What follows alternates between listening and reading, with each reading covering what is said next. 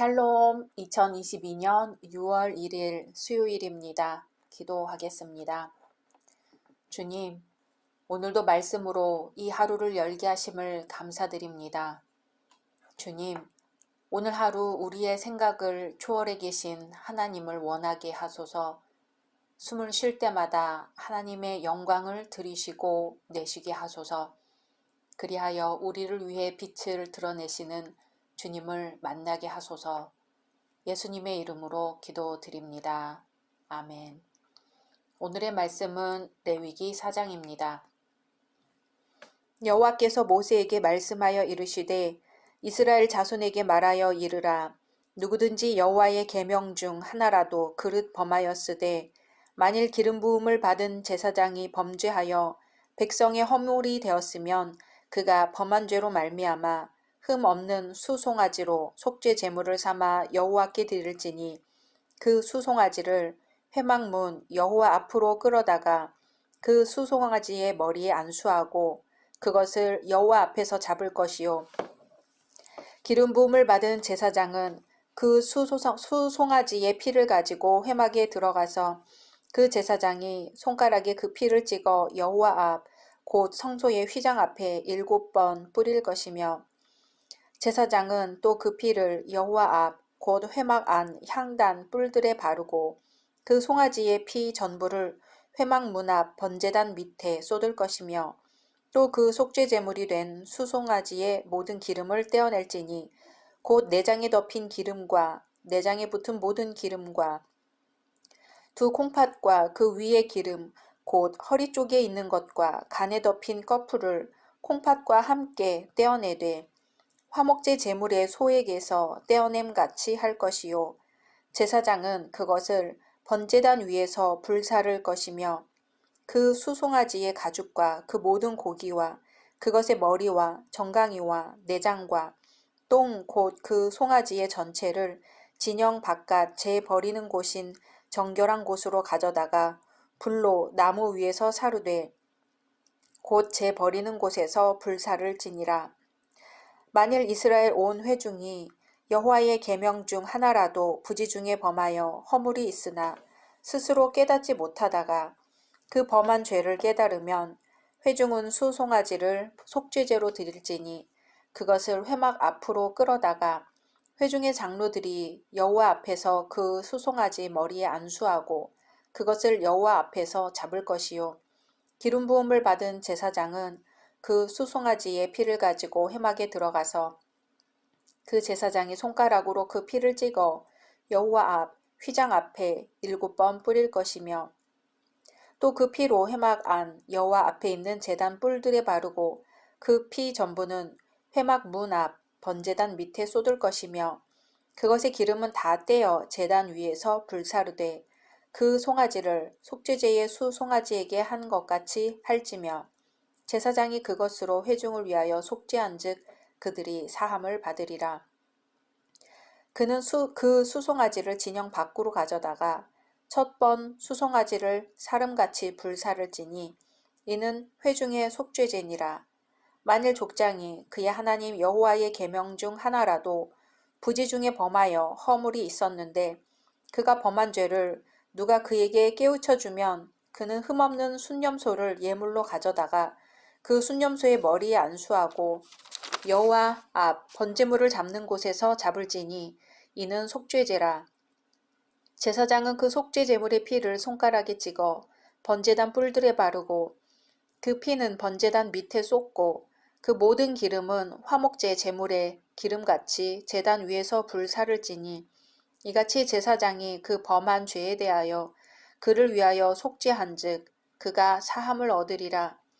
만일 평민의 한 사람이 여호와의 계명 중 하나라도 부지 중에 범하여 허물이 있었는데 그가 범한 죄를 누가 그에게 깨우쳐 주면 그는 흠 없는 암염소를 끌고 와서 그 범한 죄로 말미암아 그것을 예물로 삼아 그 속죄 제물의 머리에 안수하고 그 제물을 번제물을 잡는 곳에서 잡을 것이요 제사장은 손가락으로 그 피를 찍어 번제단 뿔들에 바르고 그 피 전부를 제단 밑에 쏟고 그 모든 기름을 화목제물의 기름을 떼어낸 것 같이 떼어내 제단 위에서 불살라 여호와께 향기롭게 할지니 제사장이 그를 위하여 속죄한즉 그가 사함을 받으리라.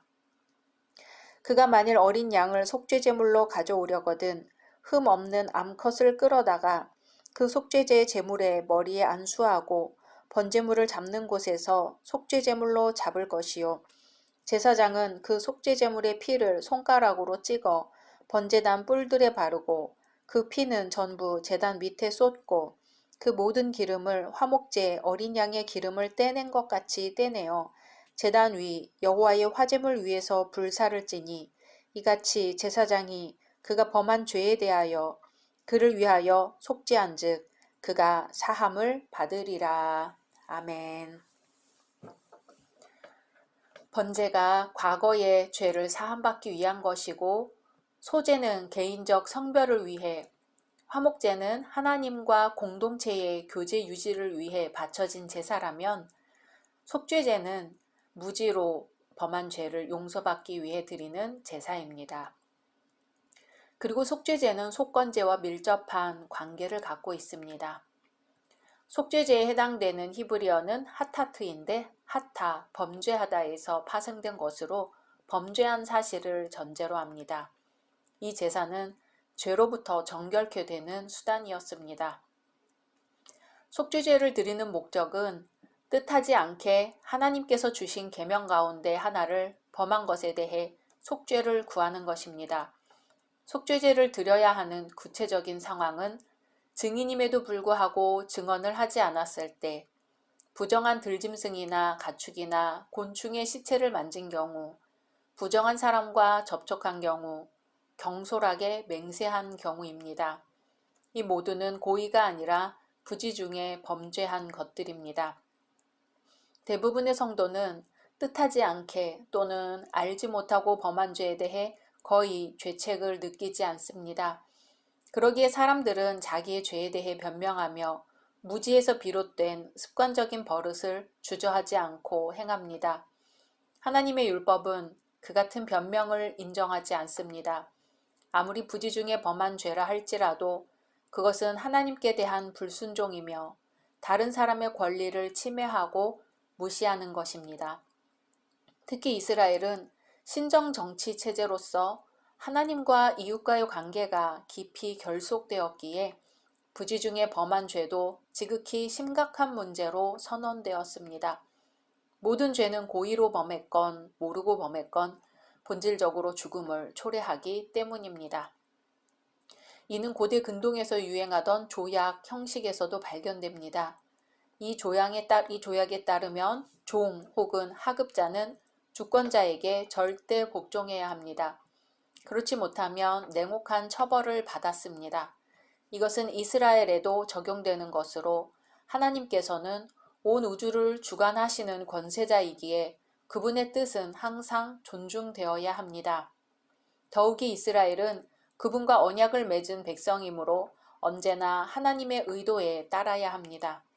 그러므로 하나님께서는 부지 중에라도 범죄하지 말라고 경고하셨습니다. 이렇듯 하나님께서는 엄격한 공의로 범죄한 자들을 심판하십니다. 그렇지만 그분은 언제나 심판만을 내리지는 않습니다. 하나님께서는 죄에 대한 진노를 기꺼이 거두기도 하십니다. 하나님의 성품에 사랑이 있기 때문이지요. 하나님께서는 구원의 주님이시기 때문에 범죄한 자들을 용서하십니다. 특히 인간의 범죄는 오직 하나님의 은혜에 의해서만 사죄될 수 있습니다. 속죄죄로 드려진 예물 중 피와 기름 부분은 하나님께 바쳐지고 가죽과 모든 고기와 머리와 다리와 내장과 똥, 곧 그 송아지 전체는 진 바깥 재 버리는 곳인 정결한 곳으로 가져다 불살라졌습니다. 이것은 그리스도께서 예루살렘 성 밖에서 고난을 받으시고 멸시를 당하시고 그리고 범죄한 모든 인간 대신 심판을 받으신 것을 예표합니다. 비록 사람이 의롭다 함을 받고 성별되고 하나님과의 교제 가운데 있다 할지라도 사람에게 붙어서 쉽게 떨어지지 않는 더러운 죄가 있습니다. 신념이 확고하고 양심적인 그리스도인 속에도 여전히 악의 뿌리가 자리 잡고 있는 것이지요. 예수 그리스도의 보혈만이 모든 죄를 깨끗게 합니다. 그리스도가 영원한 대제사장이 되어 주시지 않으셨다면, 그리고 우리를 위해 자기 피로 영원한 속죄를 단번에 이루어 주시지 않으셨다면 우리는 정죄를 피할 수 없게 됩니다. 그리스도는 죄를 위하여 한 영원한 제사를 드리시고 하나님 우편에 앉으사 자기 원수들로 자기 발등상이 되게 하실 때까지 기다리십니다. 이것은 인류가 갖고 있는 죄의 형벌이 얼마나 무서운 것인지, 그리고 그리스도께서 어떻게 그 죄의 형벌을 십자가에서 담당하셨는가를 보여줍니다. 탈무드에 나오는 이야기 한 토막입니다. 뱀의 머리와 꼬리가 나누는 대화입니다. 뱀의 꼬리는 왜 항상 자신이 머리를 따라다녀야 하는지 불만이었습니다. 자신은 노예처럼 끌려만 다니니 불공평하다고 했지요. 그랬더니 머리는 꼬리에게 눈도 귀도 두뇌도 없으니 자신이 하는 일은 꼬리를 위한 일이기도 하다고 했습니다. 하지만 꼬리는 다시 반론을 폈습니다. 어떤 독재자나 폭군도 말로는 자신을 따르는 자들을 위해 일한다고 한다고요. 결국 꼬리는 부득부득 우겨서 머리의 역할을 빼앗아 움직여 나가기 시작했습니다. 그러나 금세 도랑에 빠졌습니다. 머리가 가까스로 노력해 겨우 도랑에서 올라왔습니다. 그러나 또다시 가시밭으로 들어가 아픔을 겪고 겨우 헤쳐나왔지만 이번에는 불붙은 숲속으로 기어들어가고 말았습니다. 몸이 점점 뜨거워지더니 앞이 캄캄해졌습니다. 머리가 사력을 다해 탈출하려 했으나 이미 늦어 그만 불에 타 죽고 말았습니다. 꼬리에 섣부른 도전이나 머리에 쉬운 직무 포기가 함께 비판받아야 한다는 우화입니다. 오늘 레위기 말씀에서 나타나듯이 이스라엘 최고 지도자인 제사장이 범죄했을 때 그 속죄제의 규례는 전체 회중의 범죄 행위를 속하는 규례와 동일했습니다. 대제사장의 직무가 일반 백성의 속죄를 선포하는 행위였으므로 그 중요성이 백성 전체에게 미쳤을 것입니다. 지도자의 위치는 공동체 전체를 대표합니다. 교회가 어떠함은 교회 목회자의 영향력에 절대 의존합니다. 한 가정이 어떠함은 부모의 책임인 것과 마찬가지입니다. 과거 애굽의 바로가 완악하여 그 죄악이 전체 백성에게 미쳤습니다. 그로 인해 당한 고난은 형언할 수 없을 만큼 가혹한 것이었습니다. 책임이 무겁다고 쉽게 포기할 수 있는 것이 아니며 그렇다고 지도자가 된 것이 특권은 더더욱 아닙니다. 다만 하나님께서 주신 사명으로서 그 사명의 무게는 책임진 공동체 전체만큼임을 명심해야 합니다. 바로의 완악함으로 고난받는 백성은 오늘날 누구일까요? 바로는 우리 자신일 수 있습니다. 각자 말씀 묵상하신 후 주기도문으로 마치겠습니다.